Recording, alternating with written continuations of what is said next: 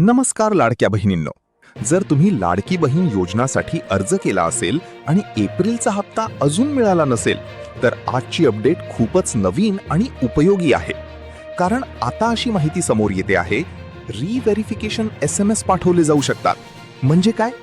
ज्या लाभार्थ्यांच्या माहितीमध्ये थोडी शंका आहे किंवा इनकम्प्लीट व्हेरिफिकेशन आहे त्यांना पुन्हा कन्फर्म करण्यासाठी SMS येऊ शकतो.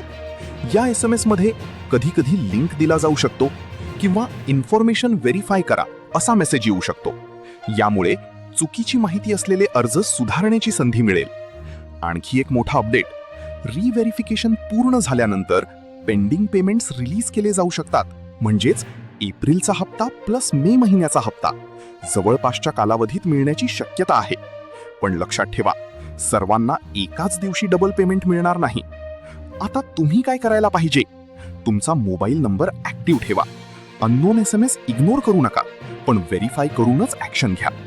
एक खूप महत्वाची सूचना, काही फेक SMS पण येऊ शकतात ज्यात लिंक देऊन माहिती मागितली जाते. म्हणूनच कोणत्याही लिंकवर क्लिक करण्याआधी खात्री करा. OTP किंवा पर्सनल डिटेल्स कोणालाही देऊ नका, कारण सरकार कधीही थेट OTP मागत नाही. आणि लक्षात ठेवा, तुमचा हप्ता अडकलेला नाही, तो फक्त रिव्हेरिफिकेशन नंतर रिलीज होणार आहे. तर मित्रांनो, सतर्क रहा आणि SMS वर लक्ष ठेवा. हा व्हिडिओ सेव्ह करा आणि चॅनल फॉलो करा, कारण पुढच्या अपडेटमध्ये SMS कसा ओळखायचा, रिअल की फेक आणि पेमेंट एक्झॅक्ट कधी येणार हे सगळं तुम्हाला इथेच मिळणार आहे. लाडकी बहीण योजनाच्या संबंधित नवीन GR व अपडेट बघण्यासाठी YouTube चॅनल नक्की सबस्क्राईब करा. आणि आत्तापर्यंत तुमचे किती हप्ते आले आणि किती नाही ते कमेंटमध्ये नक्की सांगा.